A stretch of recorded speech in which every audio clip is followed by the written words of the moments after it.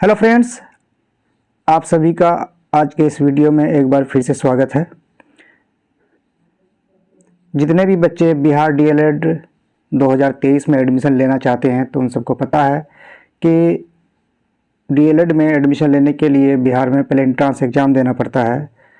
तो 2023 का जो भी एग्ज़ाम देना चाहते हैं, 2023 के एंट्रेंस एग्ज़ाम में जो भी सम्मिलित होना चाहते हैं, तो उसके लिए आज का वीडियो बहुत ही महत्वपूर्ण है।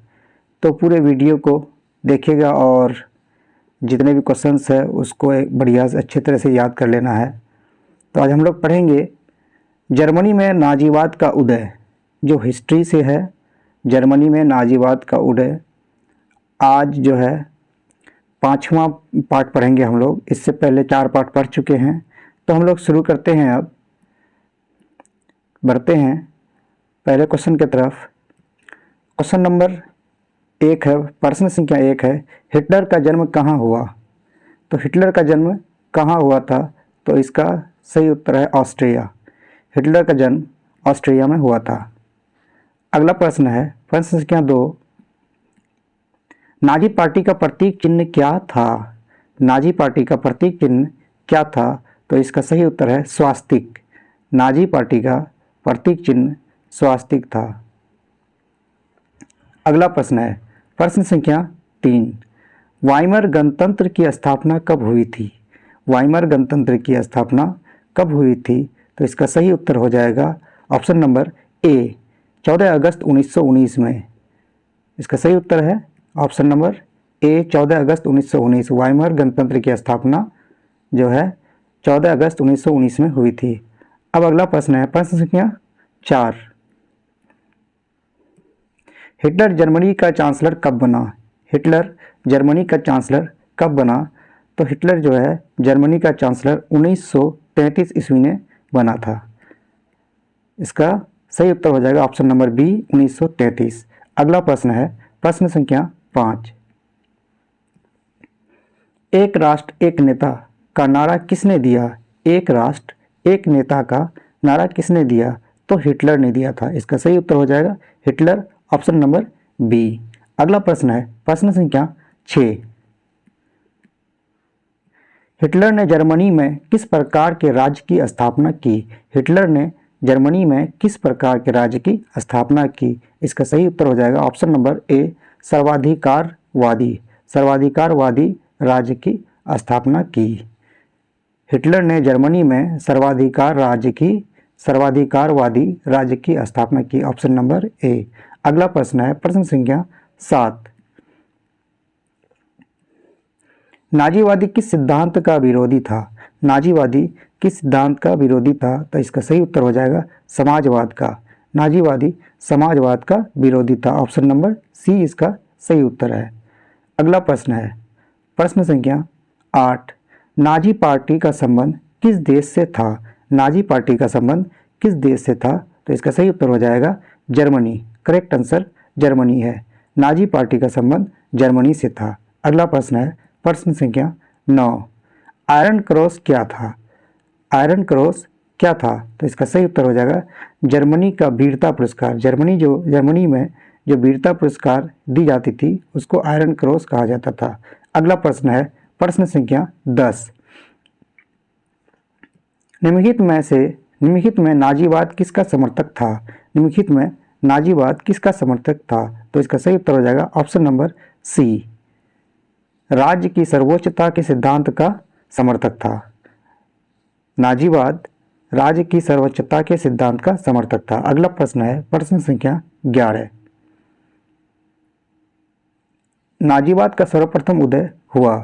तो नाजीवाद का सर्वप्रथम उदय कहाँ हुआ? इसका सही उत्तर है जर्मनी। नाजीवाद का सर्वप्रथम उदय जर्मनी में हुआ। अगला प्रश्न है, प्रश्न संख्या 12, नाजी पार्टी का झंडा किस रंग का था? नाजी पार्टी का झंडा किस रंग का था? तो इसका झंडा लाल रंग था। सही उत्तर हो जाएगा ऑप्शन नंबर ए, लाल रंग का था। नाजी पार्टी का झंडा लाल रंग का था। अगला प्रश्न है, प्रश्न संख्या 13, हिटलर ने चेकोस्लोवाकिया पर किस वर्ष अधिकार किया? हिटलर ने चेकोस्लोवाकिया पर किस वर्ष अधिकार किया? इसका सही उत्तर हो जाएगा ऑप्शन नंबर डी 1939। हिटलर ने चेकोस्लोवाकिया पर 1939 में अधिकार किया। अगला प्रश्न है प्रश्न संख्या 14। हिटलर ने आर्थिक स्थिति सुधारने के लिए किसे अर्थ मंत्री नियुक्त किया? हिटलर ने आर्थिक स्थिति सुधारने के लिए किसे अर्थ मंत्री नियुक्त किया? इसका सही उत्तर हो जाएगा ऑप्शन नंबर बी जाल्मर सास्ट को। जाल्मर सास्ट को। अगला प्रश्न है प्रश्न संख्या 15।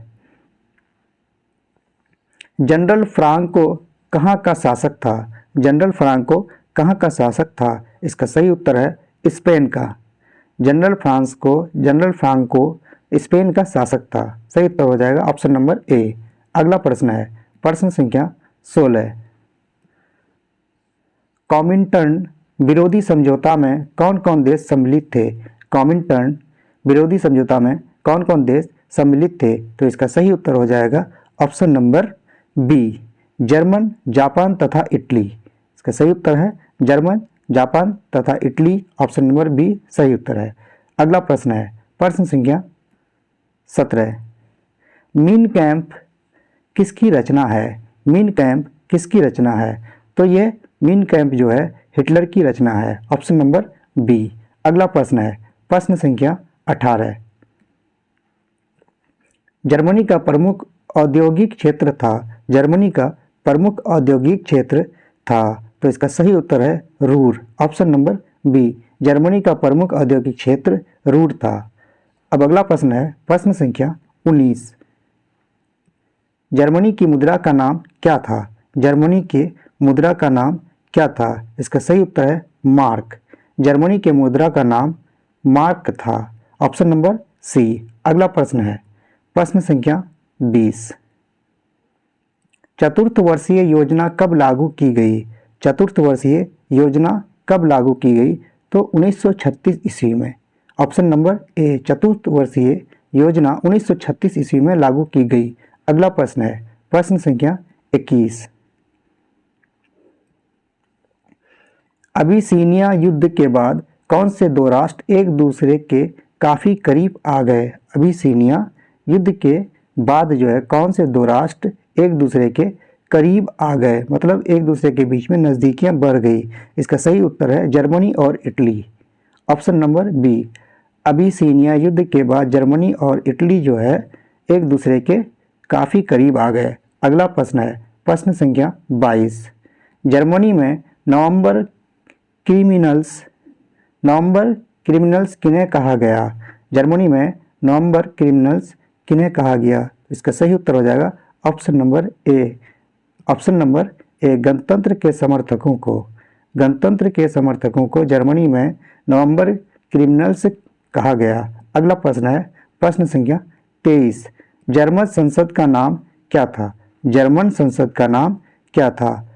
इसका सही उत्तर है ऑप्शन नंबर डी रिचस्टाग। रिचस्टाग जर्मन संसद का नाम रिचस्टाग था। अगला प्रश्न है प्रश्न संख्या 24। ऑनर क्रॉस से किन महिलाओं को सम्मानित किया गया? ऑनर क्रॉस से किन महिलाओं को सम्मानित किया गया? इसका सही उत्तर है अधिक संतान पैदा करने वाली महिलाओं को। Option number C. Honour cross से अधिक संतान पैदा करने वाले महिलाओं को सम्मानित किया गया। अगला प्रश्न है प्रश्न संख्या 25। हिटलर ने पोलैंड पर कब आक्रमण किया? हिटलर ने पोलैंड पर कब आक्रमण किया? इसका सही उत्तर है ऑप्शन नंबर सी 1 सितंबर 1939 को। हिटलर ने पोलैंड पर 1 सितंबर 1939 को आक्रमण किया। अगला प्रश्न है प्रश्न संख्या 26। कितने वर्ष के आयु के बच्चों को जंग वॉल्क नामक संस्था में भर्ती किया गया? कितने वर्ष के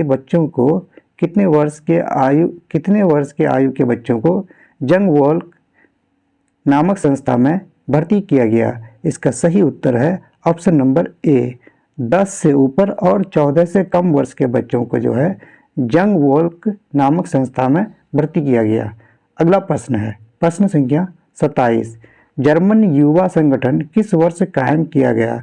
जर्मन युवा संगठन किस वर्ष कायम किया गया? इसका सही उत्तर है ऑप्शन नंबर सी 1926। 1926 में जर्मन युवा संगठन को कायम किया गया। अगला प्रश्न है प्रश्न संख्या 28। गेस्टापो क्या था? गेस्टापो क्या था? इसका सही उत्तर है गुप्तचर पुलिस दल। ऑप्शन नंबर ए गेस्टापो गुप्तचर पुलिस दल था। अगला प्रश्न है प्रश्न संख्या 29। हिटलर की प्रजातीय नीति के विशेष शिकार बने। तो हिटलर की प्रजातीय नीति के विशेष शिकार कौन बने? तो इसका सही उत्तर है यहूदी। ऑप्शन नंबर बी हिटलर के प्रजातीय नीति के विशेष शिकार यहूदी बने। अगला प्रश्न है प्रश्न संख्या 30। हिटलर का प्रचार मंत्री कौन था? हिटलर का प्रचार मंत्री गोबेल्स था।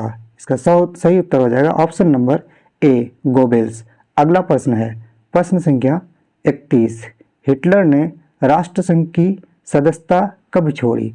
हिटलर ने राष्ट्रसंघ की सदस्यता कब छोड़ी?